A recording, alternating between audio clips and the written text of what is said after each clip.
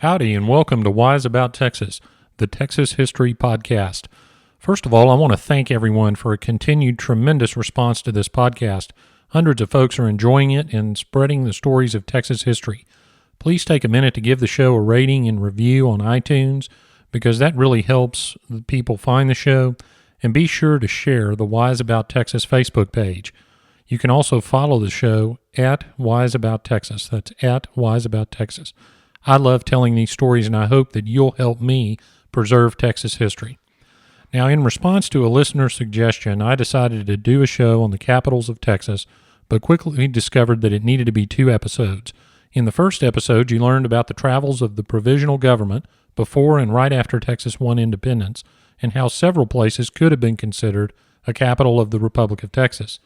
Washington on the Brazos, the Bernardo Plantation, Harrisburg, the Texian Army Camp at San Jacinto, Galveston, Velasco, and Columbia were all headquarters for the new government at one point in time. The first legislature convened at Columbia, and within 2 months had already voted to move the capital, this time to the new city of Houston. So let's go back to 1836 and get wise about Texas. Before we get to the city of Houston as the capital, I've got to start with one of those side stories that this show is becoming famous for. Did you know that the city of Houston, the present-day city, was not the first town in Texas named Houston? I didn't know that until I was researching this episode. It turns out that in 1835, 500 acres was donated by Joseph Jordan and William McDonald for a town site and a fort in Anderson County. The town site was located in a curve of a stream called Town Creek, which is about 2 miles west of present-day Palestine. It's unclear how it came to be named Houston, but at some point it was. The site is better known for the fort rather than the old town, and all that remains today is the old cemetery, which contains the graves of some soldiers of the Republic of Texas, including some San Jacinto veterans. Texas political leader John Reagan bought the old town site in the 1800s and made it part of his ranch, and he lived there for many years. So there's a little story about the first Houston, but we're concerned in this episode with the second. The founders of present-day Houston were 2 brothers from New York named Augustus Allen and John Kirby Allen. They founded the town at the intersection of White Oak Bayou and Buffalo Bayou in 1836. The location, in fact, was not their first choice. Augustus Allen had invested in Galveston Island, and he once tried to buy Morgan's Point, where New Washington had been located until Santa Anna destroyed it. The brothers together tried to buy the burned-out town of Harrisburg, but the title to that land was tied up in litigation, so they decided to set up a town about 8 miles west of Harrisburg. Shrewdly, the brothers named their new town after the hero of San Jacinto, the immensely popular Sam Houston. Now, legend has it that Charlotte Allen, who was Augustus's wife, announced at a dinner that she would claim the honor of naming the town and would name it after her dinner guest seated at the head of the table, none other than General Houston, to which Houston allegedly replied, "May our hostess, Mrs. Allen, live to see the city of Houston, the first city of Texas, and the pride of the Lone Star Republic." But however it was named, it was a popular choice, especially with Sam Houston himself. Charlotte Allen, by the way, provided the money needed to found Houston. She is a remarkable lady, and she'll get her own episode of Wise About Texas in the near future. Now, Houston in 1836 and early 1837 was hardly the concrete jungle it is today. In fact, one party attempting to locate the town site on New Year's Day, 1837, walked right past it and into White Oak Bayou. The party retraced their steps and managed to discern a path in the woods that ran from the edge of Buffalo Bayou, and they found stakes and footprints, so they figured they had arrived in the town. Sam Houston commented that, at least in January 1837, quote, that Houston was, quote, a small log cabin and 12 persons were all that distinguished it from the adjacent forest. By April 1837, however, when President Houston arrived with the government, he noted 100 houses and 1,500 people, so it had grown quite a bit. Now, the first house in Houston is said to have been an Indian trading post built by brothers named Torrey on the north side of Prairie Street at the east end of the Prairie Street Bridge. That bridge still exists, by the way, although it's a lot larger today, obviously, and the Wortham Center occupies the area where this house would have stood. The first large warehouse was also built in early 1837, fronting Commerce Street at the northeast corner of Commerce and Main Street, and Allen's Landing Park is there now. This was the only cotton warehouse in Houston for a while and served all the cotton crops in early Texas. So one of the greatest commercial cities in the world began with that warehouse on Buffalo Bayou. My own great-great-grandfather arrived in Houston in April 1837, and he would have seen this construction and all this growing commerce. His name was Dr. James Price. He landed in Galveston from Elkton, Tennessee, and made his way to the new capital. He recorded his first impressions of Houston as, quote, "found myself in what they call a cutthroat town that afforded me not a single friend or acquaintance." Now, he went on to make many friends, including President Houston, but we'll save that story for another episode. So in short, there wasn't a whole lot to the new capital of the Republic of Texas. In fact, one of the most common things written about Houston in 1837 is the size and ferocity of the mosquitoes. So I guess some things never change. The Allen brothers built the first Capitol building in Houston as they promised they would. The Capitol building was described as being located, quote, "on the prairie," close quote. It was actually located at the corner of present-day Texas Avenue and Main Street, which is the heart of downtown Houston now, but at the time was at the edge of town. The city limits in those days, by the way, were the Buffalo Bayou to the north, Caroline Street, then called Carolina Street, to the east, Walker Street to the south, and Bagby Street to the west. Now, those of you familiar with downtown Houston today realize that's just a tiny part of the modern-day downtown area, much less the entire city. The Capitol building was a 2-story wooden building, and at the time of its construction, it was the largest building in Houston. They didn't begin building the Capitol until April 1837, but it was suitable for the Convention of Congress in May of 1837, so they worked fast. The government met in that building until 1839, and in 1839, we'll get to what happened in a minute. The original Capitol building after 1839 was leased to be used as a hotel and was called the Capitol Hotel. Now, one sad note is that the last president of the Republic of Texas, Anson Jones, actually committed suicide in that old Capitol building in 1858. The building was eventually purchased by William Marsh Rice, for whom Rice University is named, and it was demolished in 1881 when he constructed a new Capitol Hotel. William Marsh Rice was later murdered, and the hotel was renamed in his honor as the Rice Hotel, and it stands today as the Rice Lofts on the exact same site as the old Capitol building on Texas Avenue at Main Street. Now, a Capitol's not complete without an executive mansion for the president, so let me tell you about that. During his first presidency, Sam Houston lived in what can only be described as a shack at the corner of Caroline Street and Preston. It was described as being drafty with only a 12 by 16 room and a small attached shed. Now, it also had dirt floors, and anything dirt in Houston was often mud, so it could not have been a very nice place to live. Later, Francis Lubbock, who was a merchant in Houston and went on to be governor of the state, sold to the state of Texas a storehouse that he had that was located at the corner of Main and Preston for use as the executive mansion, and that was certainly more suitable quarters for the president. The first meeting of Congress in Houston in 1837 formed a commission to select a permanent capital for the Republic. So when they decided to make Houston the capital, that act that made Houston the capital was going to expire in 1840. So they had a commission that was going to decide where the permanent capital would be. The commission actually selected a site near present-day LaGrange in Fayette County, and the Congress actually passed a bill to that effect. But guess what? Sam Houston vetoed the bill. Now, it's not totally clear why he vetoed the bill, but I will say that his vice president, Marabou Lamar, was very much in favor of Western expansion, so he likely wanted the capital moved far to the west, and Houston just as likely enjoyed having the capital in the city bearing his name. In any event, the issue of the location of the capital was going to have to be resolved by the president that succeeded Sam Houston. That's because the original Texas Constitution provided that the President of the Republic could not serve more than one term consecutively, so there had to be a new election for a new president.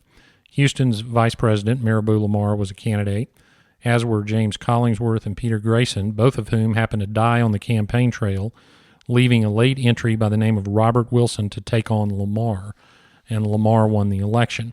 Now, Marabou Lamar and Sam Houston were not friends, to put it mildly. In fact, they hated each other. So after the election, Lamar couldn't wait to move the capital away from the city, bearing his enemy's name. In truth, there were some practical reasons to do this also. The notorious mosquitoes that I mentioned earlier, and Houston, of course, was built on a swamp, so it was subject to yellow fever outbreaks. And there were many yellow fever epidemics that swept through Houston in the 1800s. Lamar and many others, frankly, felt that the capital needed to be in a more healthy climate. The site that they selected for the new capital was the small settlement of Waterloo on the Colorado River, far out on the western frontier of the Republic. Apparently, Lamar had been in the area on a buffalo hunt at one point, but Indian raids were common in the area and the population was very sparse, but at least in Lamar's mind, it wasn't Houston. So the capital was officially moved, and Lamar and the government arrived in Waterloo in October 1839. Now, the town was incorporated as Waterloo, but the name was quickly changed to Austin to honor Stephen F. Austin, the father of Texas, and probably to make sure it wasn't ever named after Sam Houston. Lamar was subject to the same constitution as Sam Houston, so he had to leave office after the next election in 1840, and Sam Houston was once again elected president of the Republic of Texas. If you want to sum up his likely feeling about the issue of the location of the capital, I'll mention that he never actually took up residence in Austin despite being the president. He stayed at a boarding house, and it so happens that the boarding house he stayed in was owned by Miss Angelina Emberly, which is going to become significant a little bit later. Houston described Austin as, quote, the most unfortunate site on earth for a capital, close quote. He returned to his residence in Houston when Congress was not in session, and he said that he would not risk his scalp in, quote, that damned hole called Austin, close quote. Houston tried to get Congress to move the capital during his second term as president, but he was always defeated. Now, this was a big issue to both President Houston and the people of Austin because having the capital in your town would ensure the prosperity of the town. In January 1842, a citizen named John Welsh wrote a letter to Houston expressing his feelings on the location of the capital and no doubt representing the feelings of many citizens of the city of Austin. He called Houston a liar in that letter for promising the citizens of Austin that he wouldn't move the capital, but promising at the same time to the citizens of Houston that he would move the capital. He threatened Houston in the letter. He threatened to shoot him. He threatened to shoot anyone that helped Houston try and move the archives back to Houston. And he calls Sam Houston a, quote, damn blackguard Indian drunk, close quote. And that's sort of the 1842 version of a flaming Facebook post, I guess. Houston, though, was about to get some help on this issue, or so he thought, and it came from the most unlikely of sources, that is, Mexico. Because in 1842, Mexico invaded Texas and captured San Antonio. In fact, they did it twice, but the first was in early March 1842. When that happened, President Houston immediately called a special session of the Texas Congress, but he didn't call it to meet in the capital of Austin. Rather, he called for the session to convene in Houston. Now think about this. San Antonio is only about 80 miles from Austin or so, maybe 2 days' march if you're marching. Now, you might think that the citizens of Austin would be very concerned about the presence of an invading Mexican army so close to town. Well, they were concerned, but they were more concerned that this special session of Congress that Houston had called was a plot by the president to move the capital back to his namesake city. So instead of fortifying the city, the townsfolk formed what was called a committee of vigilance and warned the department heads of the Texas government that if anyone tried to move the archives of the Republic, they would be met with armed resistance. Well, President Houston issued an executive order to George Hockley, who was the Secretary of War, to take the state archives back to the town of Houston. He ordered the land commissioner at the time, Thomas Ward, to prepare the records for transport. However, the military commander in Austin, after he consulted with some local citizens, you can imagine how that went, refused to allow the records to be taken, and he secured them from the land commissioner and the Secretary of War. Houston's personal secretary wrote him a letter about the situation. Now remember, Houston refused to stay in Austin when Congress wasn't in session, so he wasn't in Austin. His secretary wrote him a letter and said that the citizens of Austin wouldn't let the records be moved and would, quote, rather take their rifles to prevent a removal of the records than to fight Mexicans, close quote. Houston commented, quote, I suppose they think that if the archives were actually destroyed, it would then be a proper time for their removal, close quote. So it was quite the dispute. The Austin citizens actually started guarding the archives and actually placed an armed patrol in Bastrop to make sure no government papers passed that point. So the archives war was in full swing. Now, the special session of Congress that Houston called convened in the town of Houston, and the president, in his opening remarks, mentioned moving the capital. Congress would still not approve moving the capital from Austin. They did, however, compromise with Houston, and while Texas was under this threat of Mexican invasion, the Congress agreed to meet at Washington on the Brazos. So Washington on the Brazos became the capital of Texas during this time. The final battle of the Archives War, and the most interesting, though, was fought later that same year when Mexico again invaded Texas. In September 1842, the Mexican army again captured San Antonio, but they did withdraw within a month. Houston, at this point, decided to bypass Congress and issued executive orders for Thomas Smith and Eli Chandler to go get the state archives from Austin and move them to Washington on the Brazos. He ordered them to act in secret and to act as if they were really trying to prevent an Indian invasion of Austin. Now, I've read these orders, and that's, in fact, what they say. On December 30th, 1842, about noon, a group of 20 men, including Smith and Chandler, snuck into the General Land Office, which at that time was on Congress Avenue at about 8th Street, and they started loading the records and archives into wagons, and they had 3 wagons with them. But they were busted. And they were busted by none other than Sam Houston's old landlord, Angelina Emberly.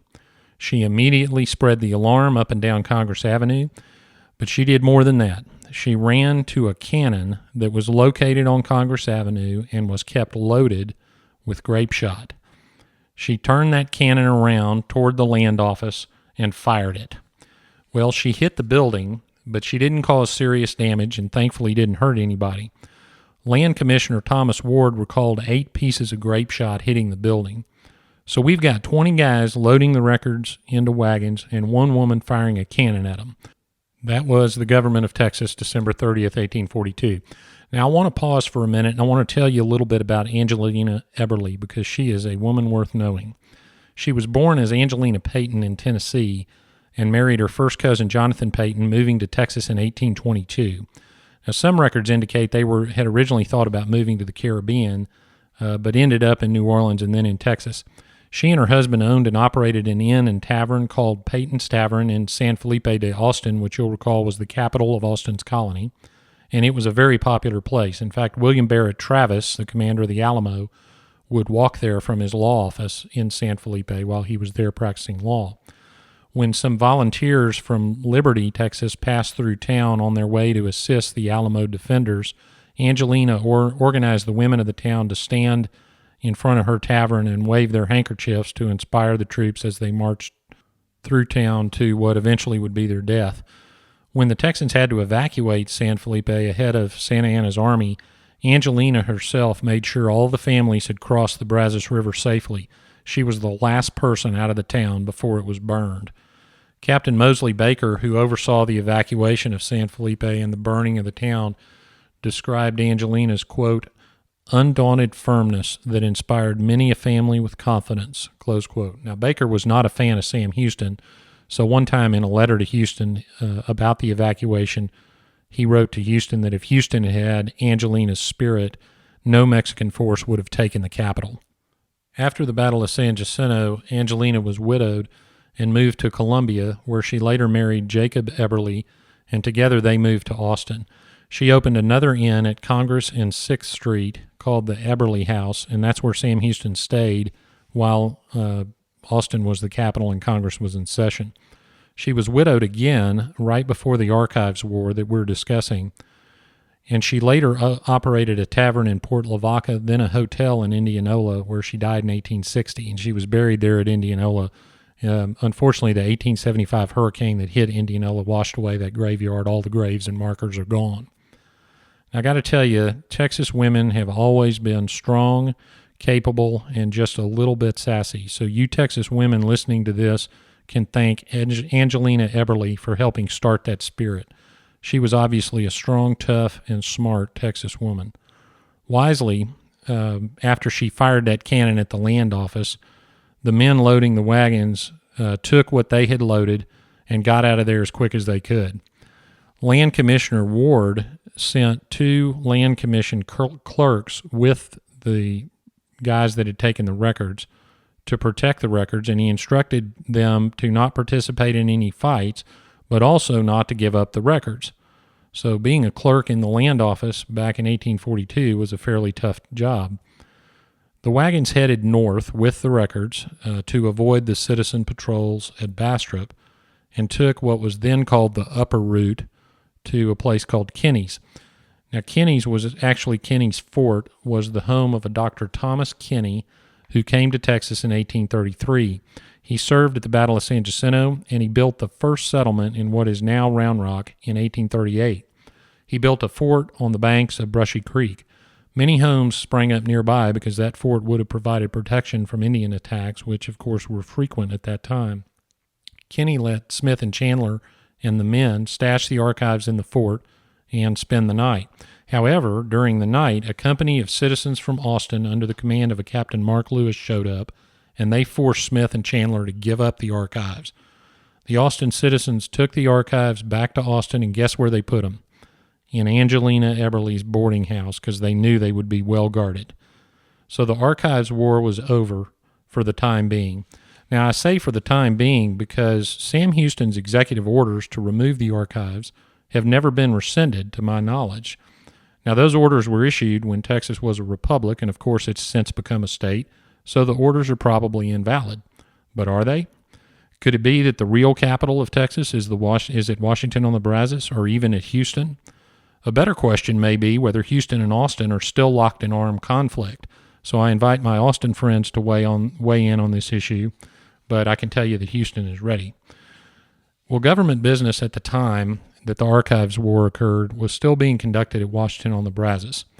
Now, before you think that the Archives War was all about Sam Houston's ego, let me tell you that one person estimated that over 90% of Austin residents fled the city after the Mexican army invaded San Antonio, and fewer than half of those citizens returned. Austin was clearly not safe from the Mexican army, but the Austin residents were right that their new town would fizzle out unless it remained the capital. So here's a little side note. The government continued conducting its business at Washington on the Brazos until 1845, which is when Sam Houston left office for the last time as president. So while he couldn't move the capital back to Houston, old Sam managed to keep it out of Austin until Anson Jones became president in the 1844 election. And today, of course, the capital remains in Austin, at least for now. All right, now we come to the segment of the show called Getting There, where I tell you how to go see some of the places that were talked about in the episode. First, the location of the Capitol building in Houston, I mentioned earlier, is on Texas Avenue at Main Street in downtown Houston. The Rice Lofts stand there now. There's a plaque commemorating the site, and the present building there, of course, is beautiful and historic in its own right, so it's worth seeing. Sam Houston's first executive residence was on Caroline Street, just south of Preston Avenue. It's the old Anderson Clayton building, and it now houses Harris County offices. And there's a plaque on that building on the Caroline side commemorating the residence. Incidentally, in 1837, there was a gully running down Caroline Street, which at that time was named Carolina Street. So if you visit that site, you can envision having to jump a ditch to get over to the Capitol. That ditch is still there, but it's now an underground stream. The second executive residence was located on Main Street at Preston, which is now the location of the Scanlon building, and there's a plaque on that building commemorating that location. The first Capitol building in Austin was located not on the Capitol Square as the town was originally laid out, but it was located west of Congress Avenue near the present-day intersection of 8th Street and Colorado Street. The northeast corner of that intersection was where the original Capitol in Austin was built. The General Land Office building that Angelina Emberly shot up was located on Congress Avenue at the corner of East 8th Street, which would have been just a couple of blocks from the original Capitol building. Now, presumably the cannon Miss Eberly fired was across the street, but here's what you need to see. In 2004, a statue of Angelina Emberly firing her cannon was erected on the west side of Congress Avenue, north of 6th Street, between 6th and 7th. Allegedly, that's where the cannon was. So if that's true, then Angelina would have had to turn the cannon toward the north to fire at the land office, which is a block and a half away. But the cannon in the statue is not pointed that direction. If you go see that statue and see where that cannon is pointing, take out your smartphone and use a compass and map app to estimate where that cannon is actually pointing. It's pointing straight at Houston. Well done, Austin. Very well done. So you can decide for yourself whether Houston and Austin are still at war. Well, that wraps up episode 5 of Wise About Texas. Again, I very much appreciate the tremendous response to this podcast. You can find the show at www.wiseabouttexas.com, and I hope you'll share that website with your friends and family. Wise About Texas has a Facebook page, and if you go there, I hope you will like that page and share the page to let people know about the show. And you can follow us on Twitter at WiseAboutTexas. That's at WiseAboutTexas. So until next time, God bless Texas, and we'll see you down the road.